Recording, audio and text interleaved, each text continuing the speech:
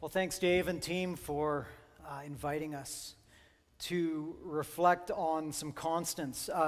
As I got here this morning, I bumped into Glenn. He was playing this morning, and Glenn asked how I was doing, and I was like, well, I'm I don't know, fine, I guess. And then he sort of pushed me on that because I sort of hesitated, and it's like, I've kind of lost track. Simple questions in the pandemic have become harder and harder to answer, like, how am I doing? I don't know. It's a good day if I remember it's 2021, actually. If I remember which year I'm in, like, time has felt weird, and it's just,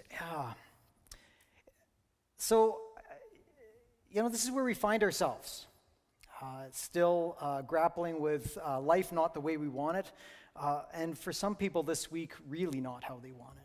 So you will undoubtedly be aware, I think many of you are aware, that Derek Sproul unexpectedly passed away this week. And that is Derek's son of Greg. And the Sproul family is sort of well integrated into this church community. Many of you are friends with parts of that family, or you were friends with Derek over the years. So that just sort of ripples out. And this is where we find ourselves. And I spent, some early part of my week sort of preparing my sermon. I was going to talk to you about the Synoptic Gospels, which it's very compelling, right? You're really like, yeah, Synoptics. It's okay. You're going to get that sermon still, so you're not off the hook. But and it's much more compelling than you realize.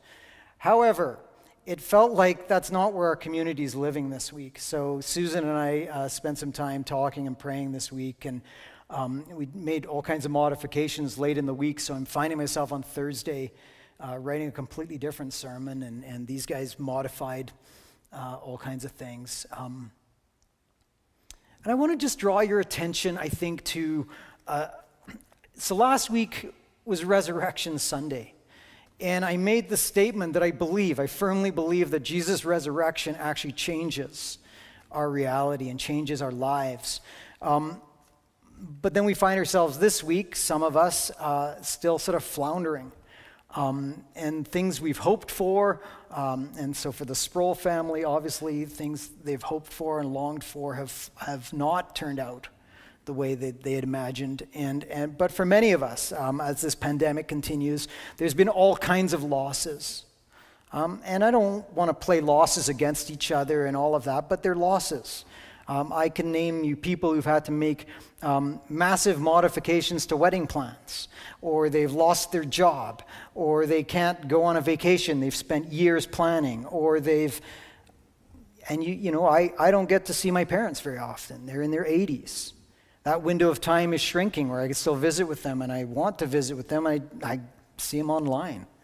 My eldest brother is in perpetual quarantine as a pilot. These are all losses, and they sort of stack up on top of each other, and we are sometimes, I think, left with so I make a statement, and you may even believe the statement that the resurrection changes things, and yet here we are still struggling, and our hopes aren't playing out the way we'd imagined. And so I want to draw your attention to a familiar story that takes place on Resurrection Sunday. I'm going to read the whole story to you, even though it's familiar, and maybe invite you to hear this story in a slightly different way. So it's from Luke chapter 24, and it takes place on Resurrection Sunday, that first Resurrection Sunday. Here's how the text reads. Now that same day, two followers of Jesus, were going to a village called Emmaus, about 7 miles from Jerusalem. They were talking with each other about everything that had happened. And as they talked and discussed these things with each other, Jesus himself came up and walked along with them. But they were kept from recognizing him. And he asked them, "Well, what are you discussing together as you walk along?" And they stood still, their faces downcast. One of them, named Cleopas, asked him, "Are you the only one visiting Jerusalem who does not know about the things that have happened here in these last days?" Don't miss the irony of this part of the story. Are you the only one who doesn't know? What things? Jesus asked. Well, how about Jesus of Nazareth, they replied. He was a prophet, powerful in word and deed before God and all people. The chief priests and our rulers handed him over to be sentenced to death, and they crucified him. But we had hoped that he would be the one who was going to redeem Israel. And what is more, it's the third day since all this took place. And some of our women have amazed us. They went to the tomb early this morning, but they didn't find his body. They came and told us what they'd seen, and they'd seen this vision of angels who said that he was alive. And well, then some of our companions went to the tomb and found it just as the women had said, but they didn't see Jesus. Jesus said to them, "How foolish you are, and how slow to believe all that the prophets had spoken. Did not the Messiah have to suffer these things and then enter his glory?" And beginning with Moses and all the prophets, he explained to them he explained to them what was said in all the scriptures concerning himself. As they approached the village to which they were going, Jesus continued on as if he was going farther. But they urged him strongly, "Hey, stay with us, for it's nearly evening and the day's almost over." And so he went in to stay with them. And when he was at the table with them, he took bread. He gave thanks. He broke it, and he gave it to them. And their eyes were opened, and they recognized him, and then he disappeared from their sight. And they asked each other, "Were not our hearts burning within us while he talked with us on the road and opened up scripture to us?" And they got up and returned at once to Jerusalem. It's a familiar story, I think, to many of us. It's actually one of my favorite resurrection encounter in stories. Let me just set the scene a little bit for you, right? So these are early followers of Jesus. Jesus had been an itinerant preacher. He'd been on the scene publicly for, scholars think about 3 years. And along the way, he'd collected a small group of followers. And these two, maybe not part of the 12, but they were part of that slightly larger group of followers who'd sort of put their stake in Jesus. You can hear that. We had hoped that he would be the one, right? So Jesus comes, he's announcing the kingdom. He's saying, "I'm going to redeem creation, really, not just Israel." But then on that Friday, what we call Good Friday, what they almost certainly didn't call Good Friday, it all came crashing down, right? And Jesus is crucified, and everything they have staked their life on comes crashing down. All their dreams, all their hopes. You can hear it. We had hoped, and we had hoped. But it all came crashing down. And yeah, they've heard some rumors about, a resurrection or something, Jesus' body at least not being there, but the rumors are rumors, right? They don't know what to think. And so these two followers, they do the only thing they can think of to do, which is to let's get out of Jerusalem. We don't want to be here anymore. It reminds us, it's too painful. It reminds us of all our hopes, all our dreams, everything we've staked our lives on, it's all come crashing down. And rumors aren't going to sustain that. And so let's just leave. Well, where did they go? Well, they went to Emmaus. And let me pick up, I've read some of this to you before perhaps, but it's Frederick Buechner and he says it really well. So let me just quote from him. Where did they go? They went to Emmaus. And where was Emmaus and why did they go there? Well, it's no place in particular, really. And the only reason they went there is that it was some 7 miles distant from a situation that had become unbearable. Do you understand what I mean when I say that there is not one of us who has not gone to Emmaus with them? Emmaus can be a trip to the movies for the sake of seeing a movie, or to a cocktail party for the sake of cocktails. Not anymore, of course, in the COVID era, but imagine, you used to go to movies. and parties. Emmaus might be buying a new suit or a new car or whatever else you buy online, or taking one more drink than you really want or need, or reading a second-rate novel. Emmaus is could be going to church on Sunday. Emmaus is whatever we do or wherever we go to make ourselves forget that the world holds nothing sacred. That even the wisest and the bravest and the loveliest decay and die. Even the noblest ideas that men have had about love and freedom and justice have always in time been twisted out of shape by selfish men for selfish ends. Emmaus is where we go, where these two went, to try and forget about Jesus and the great failure of his life. Right?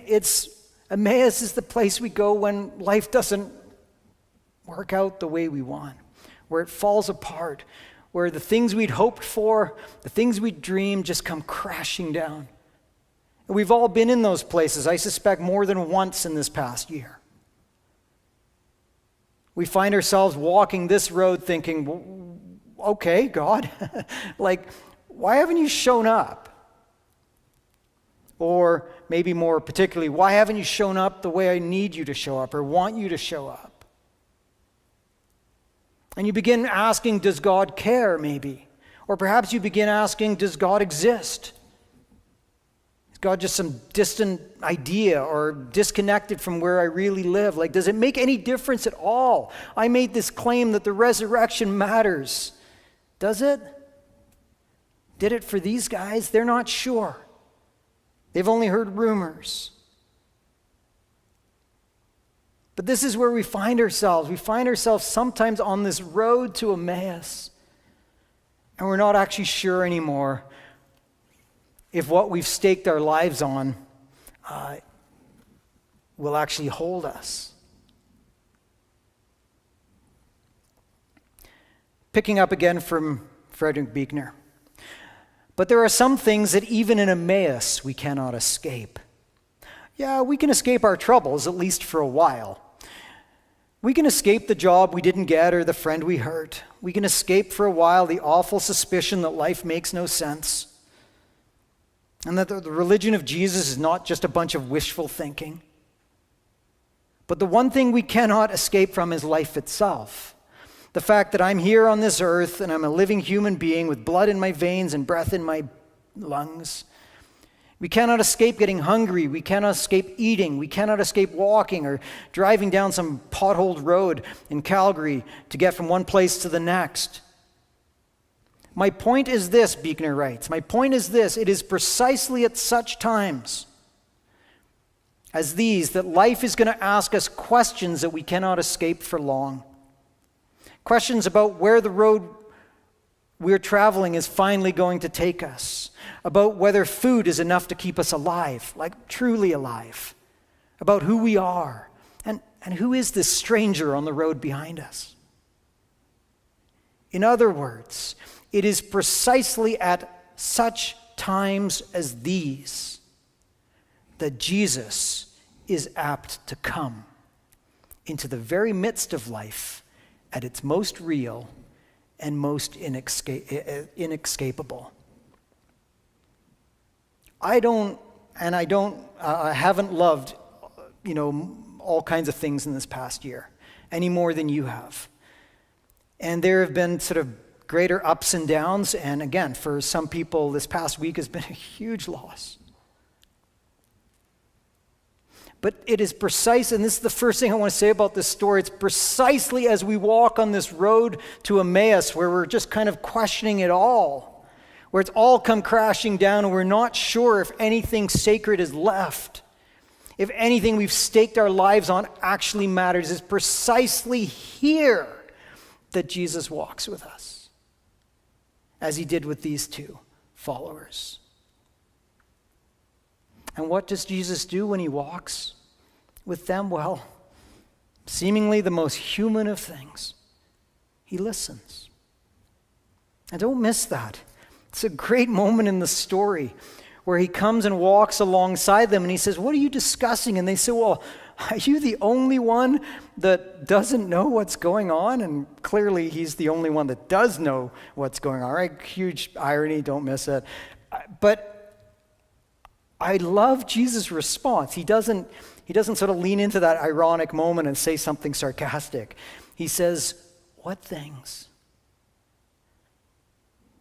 How beautiful, how marvelous that the God of the universe, who knows all things, that the resurrected Jesus, who knows exactly what has been going on this past weekend in Jerusalem, would reach out to these two followers and say, "Tell me.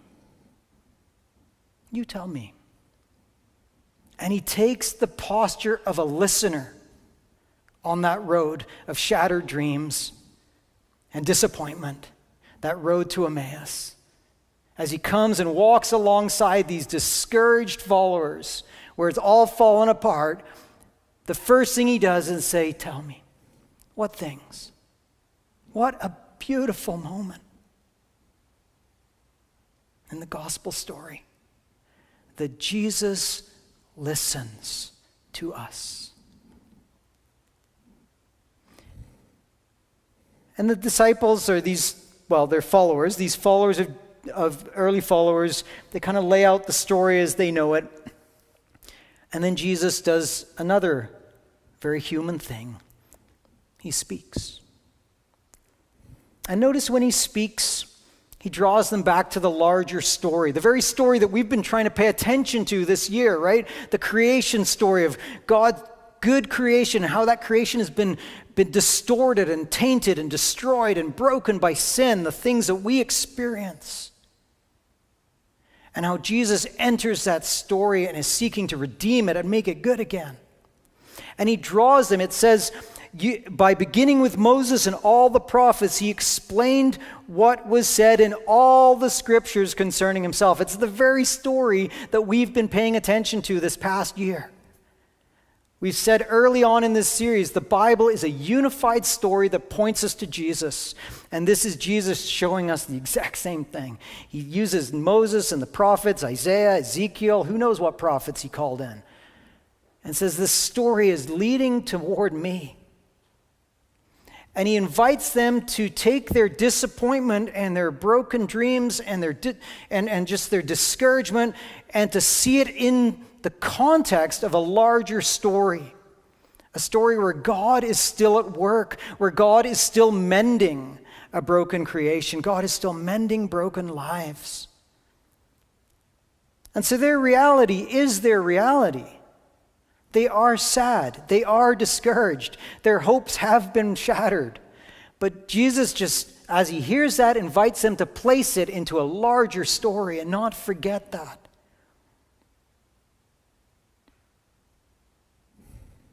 And he invites me to do the same. And he invites you to do the same. As we find ourselves in these discouraging times, we're like, what does it all mean anyway? Let's just go to Emmaus. Nothing makes sense anymore. And as Jesus comes beside us, invites us to remember that where you live is part of a larger story. And God's in that story, redeeming it, making it good again.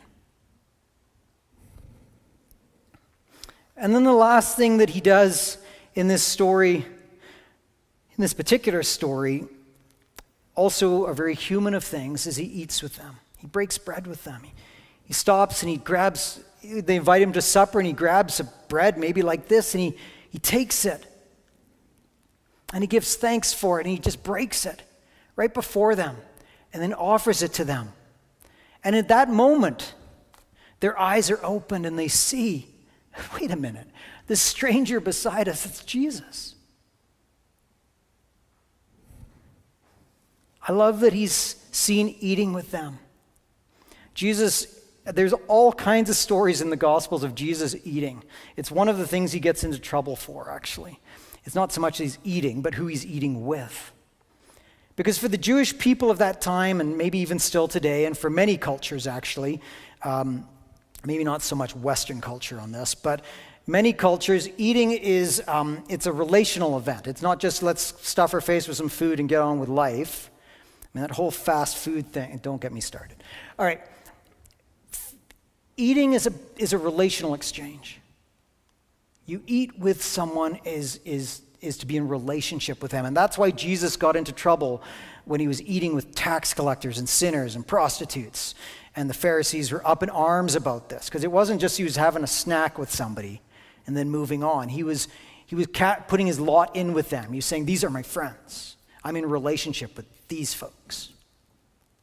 And here in this story, it picks up again. Jesus gives these followers the dignity and the honor of sitting down for a meal together. And it's this relational exchange, and in this meal, their eyes whatever it is that they couldn't see, all of a sudden they could. And they realize Jesus is in our midst. Presumably, they're in Emmaus, their destination, the place they're going to escape, and that's where Jesus shows up. And so, friends, I just want you to hear the story. I'm not throwing this out there and saying, well, here's 3 things you can copy. You should listen to your friends, and you should speak to them about God's truth, and you should eat with... I mean, for sure, those are good things to do as a community, and we should do those things. But what I really want you to hear in the story is this is what Jesus does for us in the place we find ourselves in.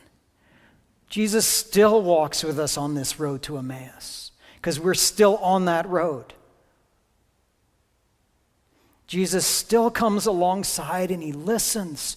He wants to hear maybe what he already knows, but he wants you to say it to him. He wants you to throw out your complaints, your disappointments, your sadness, your anger, your frustration, your joy. Jesus is still saying, what things? Tell me, what things? He delights in the conversation. Jesus invites us back into the story of God, which is a redemptive story. God is making things new again. Not always on my timeline, for sure. But it is the story we're in. And if I believe anything at all, I believe that God is at work in that story. God is at work. And then he invites us into a deeper relationship with him and with each other. And so this is where we land ourselves. We're going to do the very thing that Jesus does in the story, symbolically for sure. There'll come a time yet where we will be able to have meals together. And what a wonderful time that will be. But for now, we will... in symbolic ways, we'll pick up that thread of the story and have a meal, a shared meal, communion. What Jesus shared with these followers and now shares with us. And I want to just pick up a thread on this. We often read, and rightly so, the text in Corinthians where Paul gives instructions about communion. And I tend to read the first part of that and not the second. And this time I'm going to read the second and not so much. The first is where he says, he gives instructions about the bread representing Jesus' broken body given for us, the cup representing Jesus' blood shed for us. But then he says this, so as he's writing to this Corinthian church, and by association writing to Varsity Church, he says, so whoever eats this bread and drinks this cup of the Lord in an unworthy manner will be guilty of sinning against the body and blood of the Lord. Everyone who ought to examine themselves before they eat the bread and drink the cup. For those who eat and drink without discerning the body of Christ drink judgment on themselves. And it's this phrase, coming to this meal in an unworthy manner. And you don't need a second sermon. You're not going to get one. It's very technical. But it can't possibly mean that I have to somehow to clean up my life to show up here. I'm always unworthy. I'm always broken before God. Right? Like there's always parts of my life that aren't as I flounder in, I'm ashamed of. God gets that. So that it can't possibly mean that you've got to be perfect somehow to show up to this meal. I think what Paul is getting at, And the body of Christ can either refer to literally the body of Jesus, or the body of Christ Paul uses liberally as a phrase to refer to the church. And he's inviting us to remember the church, I think, and remember each other. Or at least that's part of it, I'm sure. And so that's why when Susan and I met on Thursday and we spent some time talking and praying, it just felt tone deaf to me to teach to you about the synoptics. I want to recognize the body and where the body is. And the body's grieving, at least part of the body. And when one part of the body grieves, the whole body grieves. Also from Paul's letters. And we just sort of want to honor that fact that this has been a difficult time, particularly for some, but for many. And then I'm also aware, and I mean, the pandemic has maybe revealed many things to us, but certainly one thing it's revealed is deep fractures in our society, right? And those fractures play out here too, right? I read some story last week about, 40% of the people think that the government's not doing nearly enough to address pandemic issues, and 40% of Albertans, okay? And then 42% are thinking they're doing way too much and they've overreached and overstepped and they shouldn't put in these kind of restrictions. So that's pretty divided. And there's 12% who think they're doing it just about right. And then there's like that mystery 5% who, I don't know what, they're signing up to go to the Mars or something. I don't know where that mystery 5% is. But the point is, those feelings, those thoughts, those opinions, they show up here in this community. I've had all kinds of conversations along that line. And I want to say to you, it's fine that you have all those opinions, it's fine, but that should not divide us. We gather around this table as one community. We gather around Jesus. I'm not called to put my hope in a government response, ultimately, when it all comes crashing down. The government's not going to fix it for me. I'm grateful that we have government in this country. I'm not knocking that. But as Christians, we don't gather around a table to celebrate that we're united about political opinions or how the government's handled the pandemic. That's not what we're gathering around this table about at all.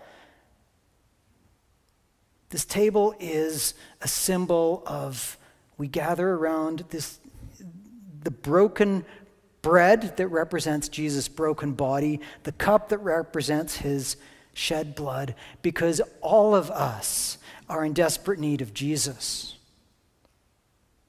And the table is the great leveler. It actually doesn't matter what you think about this or that or the other thing. You need Jesus. Or, you've had a rough week or a rough month or a rough year. You need Jesus. And so we come to this table actually as a united people in need, united in our need for Jesus. And Jesus stands at the center. Just as Jesus stands at the center of that journey to Emmaus, his presence, he's right there. Jesus stands at the center of this meal. This is the meal that unites us. And so it unites us in our perhaps shared grief, solidarity. As we remember Jesus' death and resurrection, it unites us in the fact that we have opinions, and that's fine, but ultimately we can be together because of Jesus. This is what will keep us together. So friends, let me just read the first part of the Corinthian text to you, and then we're going to play a song, hopefully. We've had some trouble with that technology this morning. Hopefully there'll be a song. If there's no song, then just feel free to just sit in silence for a time. And I'm going to invite you during that time of silence to take the bread and receive it as God's gift, right? Jesus is the host of this meal in the same way he was in Luke chapter 24 in Emmaus. He was the host at the meal. He broke the bread. He gave it.